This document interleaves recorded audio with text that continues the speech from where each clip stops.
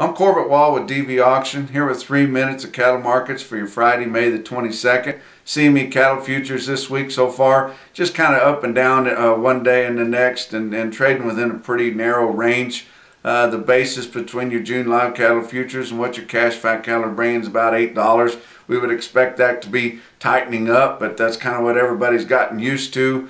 So we're just staying with that big positive basis, which is really helping these hedged cattle feeders. Your feeder cattle for May didn't trade a whole lot this week, and right in there at 220, and that's just about what your CME feeder cattle cash index is.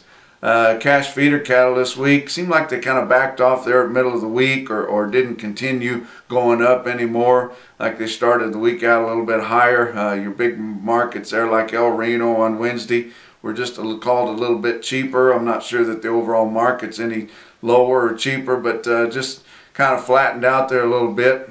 We got to look at what we're going into, a big 3-day holiday weekend. Somebody's got to work those cattle when they get to where they're going, and people want to be off that time, and it's got to be awful muddy anywhere that you're going with cattle right now, because all of the major feedlot areas have had tons of rain. But still, cattle are selling pretty good. The South Central Regional Stockyards, Vienna, Missouri, had a load of 651-pound fancy steers, bring 271. Those will likely go to Nebraska or Iowa to feed, even though that market and where those cattle from is south of the river in Missouri, which normally is plainer cattle, but not in Vienna. At the Farmers and Ranchers Livestock there in Salina, Kansas, they had a load of 821-pound feeder steers, bring 218.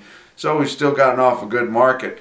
Estimated slaughter this week through Thursday, 453,000, same as last week. So pretty decent clip, but quite a bit lighter than the same week a year ago, which was 472,000.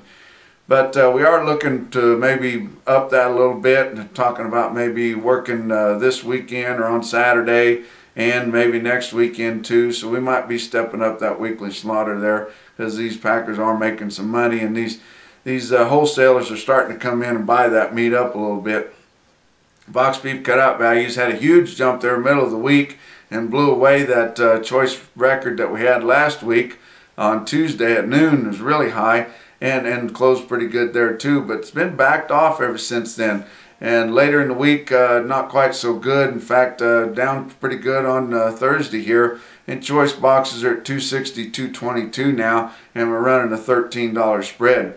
Dressed weights have not done what we thought. We thought they would be a lot lighter, but they jumped back up here with the last actual slaughter data that we had, from 812 back up to 816. And actually, these cattle are grading pretty good still. They're awful good, really. Still running 73, 74% choice or better. But so that surprises us as we're getting into these calf feds. And that's also why we're seeing these cattle in the northern plains starting to sell at a discount to the southern plains, because there's so many of them that are calves and not quite as desirable of fat cattle. And in the southern plains, they've got some of those late fall place yearlings that are really what guys are wanting. But that's 3 minutes. We'll talk to you Monday.